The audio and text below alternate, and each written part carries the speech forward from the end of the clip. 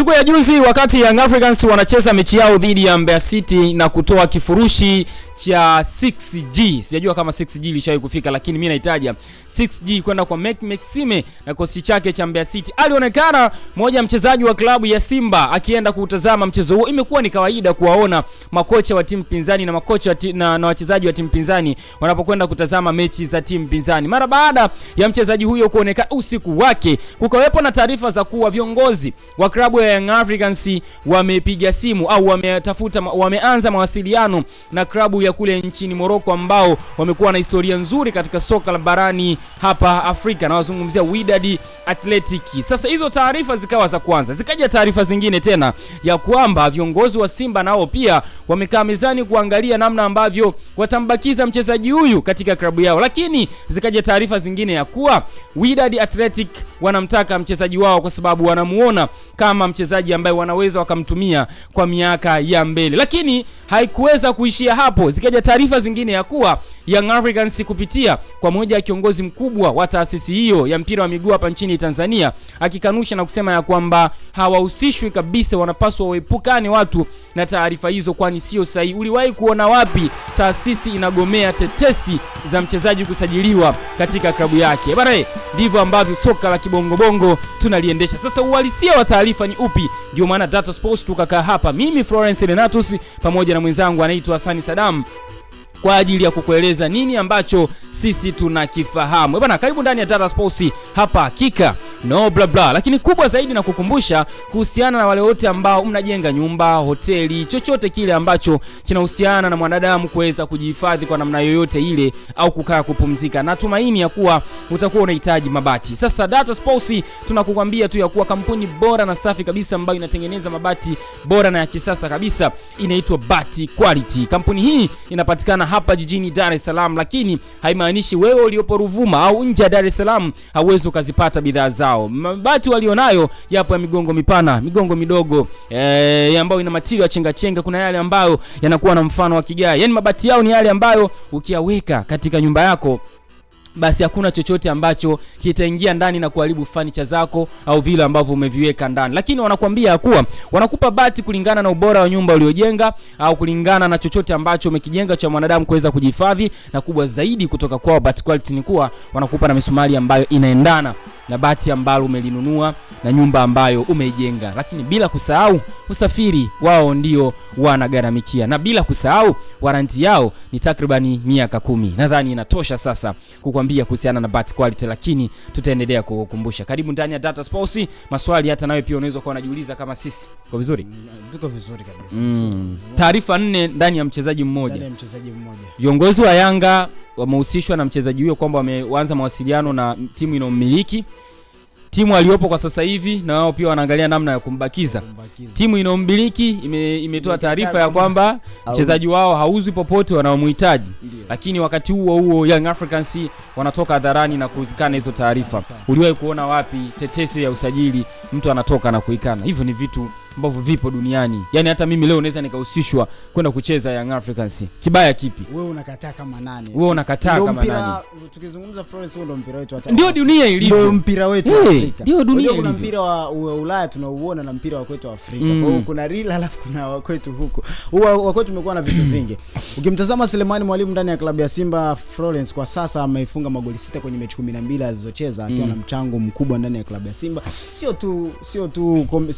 Sio ligi kuu tu, hata kombe la shirikisho ambalo mpaka sasa Simba wametoa hatua ya robo finali. Wamefanya vizuri, akifunga hata mechi ya mwisho yeye ndio unaweza kusema mchango wake, magoli yake mawili yamesababisha Simba kusogea hatua inayofuata kutoka 16 bora kwenda hatua ya 8 bora, akifunga magoli. Tena walicheza na timu ngumu sana, Dodoma Jiji ambaye aliwapa ugumu kwenye mchezo wao wa kwanza. Tuanzie hapo namba ya Selemani Mwalimu. Kabla tujaanzia hapo tumweke sawa mtazamaji. Inawezekana hajaelewa vizuri. Taarifa zilikuwepo ni kwa mtazamaji wa Data Sports ya kwamba Selemani Mwalimu, mchezaji wa Simba Sports Club ambaye anatumika kwa mkopo akitokea katika klabu ya Wydad Athletic, alikuwa anahusishwa na klabu ya Young Africans. Kwa viongozi wa klabu hiyo wameanza mawasiliano ya kuangalia namna ambavyo wanaweza kupata huduma ya kijana huyo Mtanzania katika kikosi chao. Lakini baada ya hapo zikaja taarifa tena kuwa Simba Sports Club nao pia wanaangalia namna ambavyo ya kumbakiza mchezaji huyo. Lakini zikawepo tena taarifa zingine kuwa Wydad Athletic nao pia wanamuona mchezaji huyo kama future project. Lakini akatokea afisa habari na mawasiliano wa Young Africans to be surprise, yani alichokiandika hadharani. Tunakaa na taarifa ya tetesi ya usajili. Kuna taarifa ambazo zinaweza zikahusishwa na timu yenu, ukasema it's okay, yani kama hii usajili.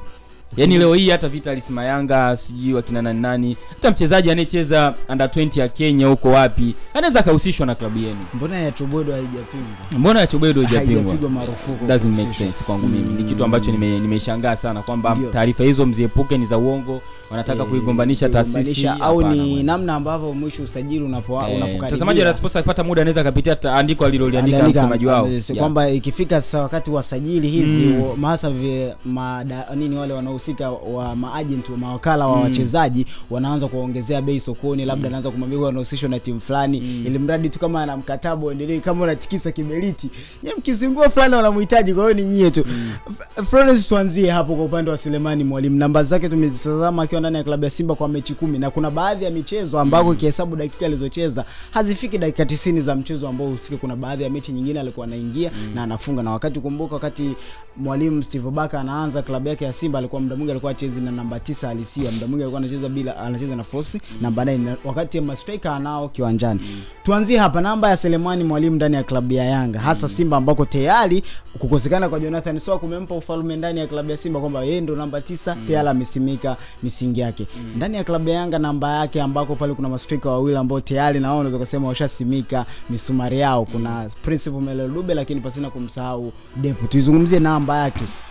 Unaweza kuzikana, je, endapo kama zinawezekana. Unajua kuna huku nje tunaweza tukazikataa, lakini kumbe zina ukweli ndani yake. Lakini sasa uwezo ukatoka hadharani ukazungumza. Ikumbuke bado we Yanga hawamiliki mchezaji, Simba hawamiliki mchezaji, ni mali ya Wydad, kwa sababu ndani ya Simba yupo kwa mkopo. Namba yake ndani ya klabu ya Yanga.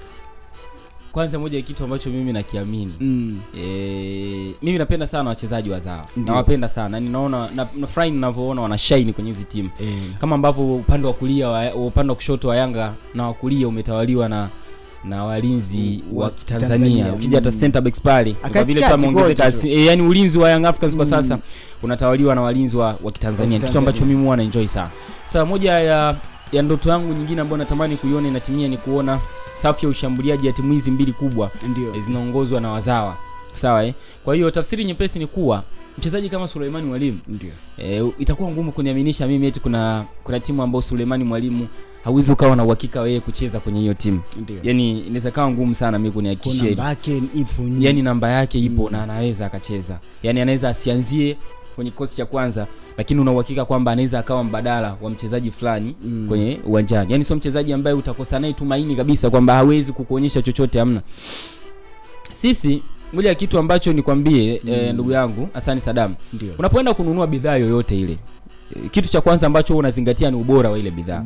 Sio, unanielewa? Yaani ina sifa gani ile bidhaa? Sio, unanielewa? Kabla hujaja kumit na malengo yako ni yapi?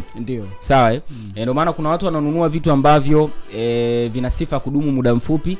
Kuna watu wanatoa gharama kubwa sana kununua vitu ambavyo vina sifa kudumu kwa muda mrefu. Kwa hiyo anayenunua kwa muda mfupi na anayenunua kwa muda mrefu, mnachotofautiana hapo ni malengo tu. Huyu malengo yake ya muda mfupi, malengo yake ya muda mrefu. Si tuko pamoja?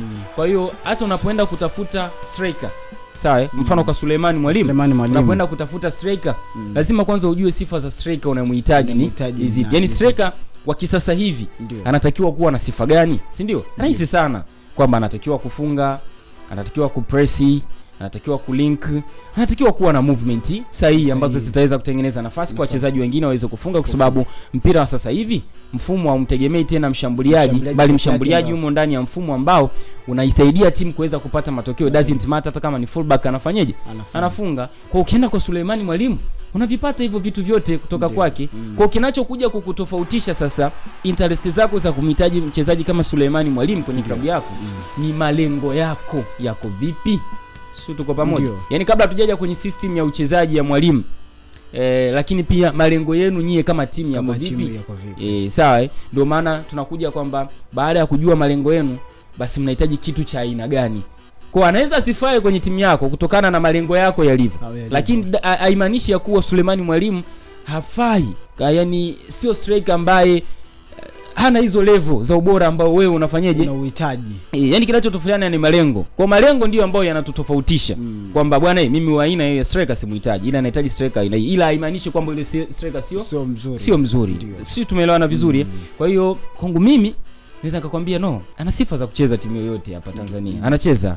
Yani kinachobaki ni kwamba anaingia kwa ajili ya kutimiza kile ambacho mwalimu alimuelekeza. Sawa? Yani tofauti nyingine ni hiyo kwamba mwalimu amelekuelekeza kufanya nini. That's why jana game ya jana ya Azam dhidi ya JKT.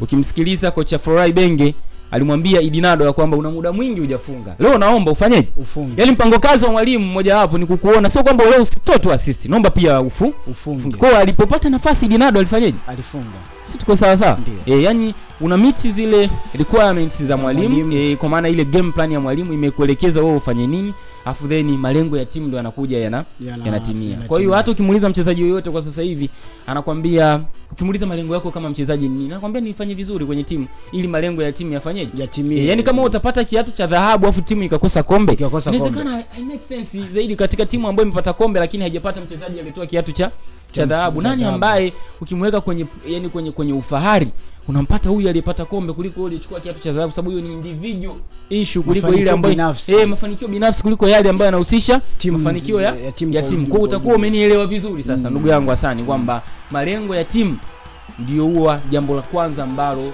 linaisababisha timu ijue ni aina gani ya materials, kwa maana ya players ambao unawahitaji kwenye kikosi chako. Kwa hata yule unayemwacha haimaanishi sio mchezaji mzuri. Inawezekana ni mzuri lakini haingii kwenye yale malengo ambayo wewe unayahitaji. Malengo yako ndio yanakusababisha ujue nini ambacho unakihitaji ndugu yangu Hasani. Kwa Suleimani Mwalimu ni mchezaji ambaye ana sifa zote kama striker wa kisasa hivi. Ndio nimekwambia anaweza akapress vizuri. Suleimani Mwalimu anaweza akafanya movement nzuri both vertically na horizontally, si ndio? Anaweza link up play vizuri, si ndio? Lakini pia anaweza akascore pale ambako anapata nafasi. Ni issue tu ya timing yake, positioning yake na scanning yake inaipa timu kile ambacho inafanyaje, inakihitaji. Kwa hiyo usipomhitaji wewe haimaanishi sio mchezaji mzuri. Hapana, ni kwa sababu pia tunachozingatia malengo yako wewe Hasani Saddam na timu yako ni yapi.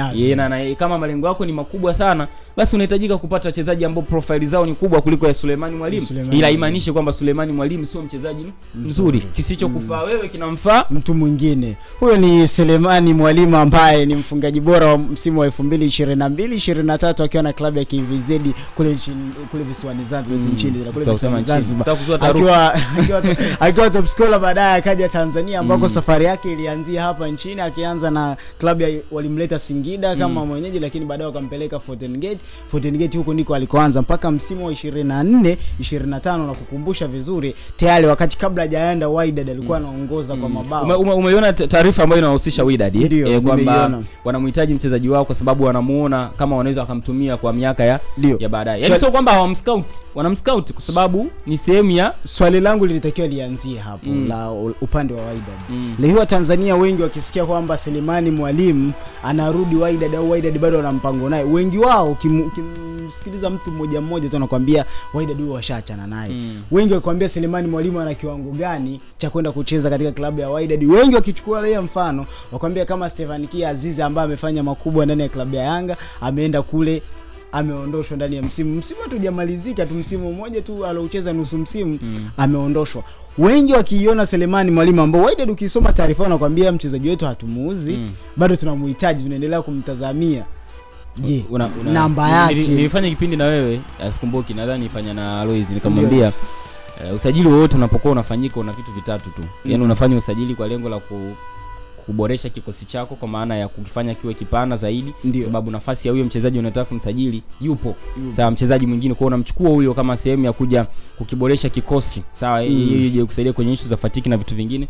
Unamsajili mchezaji kwa sababu system ya uchezaji ya mwalimu inakosa mchezaji wa aina hiyo. Ndio that's why mnaenda sokoni kuja kuja kumsajili, si ndio? Mnamsajili mchezaji for the long term project, kwa maana ya kwa miaka ya, yani mnaweza msimtumie leo, msimtumie kesho, lakini kwa namna ya uchezaji wake mnavyoona ni mchezaji ambaye mnamuona anakuja kukua kwenye kikosi chenu. At the end of the day, miaka ijayo inawezekana akaja kuwa na faida kubwa sana kwa upande wenu. Labda pia mnafanya usajili kwa sababu ni issue ambayo imetokea haraka sana, inahitajika kuwa solved, kwa maana ya mchezaji wenu mlikuwa mnamtegemea ameumia, that's why mnatafuta mchezaji mwingine haraka aje replace nafasi yenu, kama ilivyokuwa kwa Manchester City kumchukua Magay pamoja na Semenyo, nadhani kitu kama hicho kama sijakosea. Sasa ukifuatilia taarifa ya Wydad, ndio inamaanisha kuwa wanamhitaji Suleiman Mwalimu kwa sababu wanamuona kama mchezaji ambaye kwa miaka ya baadaye atakuja kuwa na faida sana kwenye kikosi chao. That's why hata leo yule bwana mdogo ambaye ametoka Real Madrid ameenda Lyon, Hendrik. Madrid hawajamuuza moja kwa moja. Na uwezo ukasikia Madrid wanataka kumuuza Hendrik. Ndio. Si unanielewa? Kwa sababu ni mchezaji mzuri, they know that. Ni mchezaji mzuri. Lakini kwa sasa hivi ambacho wanakihitaji ni tofauti na ambacho anakiofa yule mchezaji. Kwa tunatafuta mtu mwingine ambaye atakaa katika hizo nafasi ili tuweze kutimiza malengo tulionayo kwa sasa. Ndio. Ila wewe kwa sababu bado tunakuhitaji, tukisema tukubakize kikosini kwetu utakosa muda wa kucheza. That's why tunakutoa, tunakupeleka sehemu nyingine ukafanyaje? Ukacheze. Ila haimaanishi sisi kukutoa kukupeleka kule wewe ni mchezaji mbaya. Ni mchezaji mzuri, ila kwa sasa hivi tunachokihitaji ni kikubwa zaidi kuliko hiki ambacho unakitoa wewe. Tutatafuta profiles zingine zije zilipresi, zije ziingie hapa, zitupe kile tunachokihitaji. Ila wewe tunakutumaini kwa miaka kadhaa mbele utakuja kutupa kile ambacho pia tunakihitaji. That's why wanakuambia hatuwezi kumuuza. Yani hata wanaweza wakamchukua wakamrudisha Wydad, ukasikia tena Wydad wamemtoa pale wamempeleka kwa mkopo sehemu fulani. Sio, unanielewa vizuri? Ni kwa sababu wanamuona kama, yani scouts yao inawaonyesha huyu ni mchezaji mzuri. Lakini kwa tunasema kwa matumizi ya muda huu sasa hivi anaweza asiwape hicho mnachokihitaji. Kwa kadri anavyozidi kukua na kuijua vizuri klabu yenu, malengo yenu pamoja na intensity ya ligi yenu, ndivyo ambavyo mnazidi kutengeneza balaa jipya linalokuja miaka ya mbele. Sisi tuko pamoja. Unawaelewa Wydad kwenye ile engo ya kwamba wanamhitaji kwa ajili ya miaka ya baadaye. Tuko pamoja. Yes. Ukimtazama Suleiman Mwalimu hata umri wake unaruhusu, amezaliwa 2006 2006 Suleiman Mwalimu kwa sasa na miaka 20. Ukitaka kwa taarifa hii katazame Transfer Market, utaona pale imeandikwa 2006. Unataka unataka kubishana, umenifanya hadi nikimalize tu kipindi mimi mwenyewe. Akiwa na Wydad tumalizie, tunamaliza. Akiwa na Wydad amecheza dakika 380 ndo dakika alizocheza akiwa na klabu ya Wydad. Tulimuona kwenye kombe la dunia la mataifa, World Cup ya virabu, alicheza kule dakika kadhaa, lakini ligi kuna baadhi ya dakika ambazo alicheza. Kwa hiyo kwenye dakika alizocheza amecheza dakika 388. Sawa. Bwana naitwa Sani Sadam na mimi naitwa Florence Renatus. Hayo ndio majina yetu.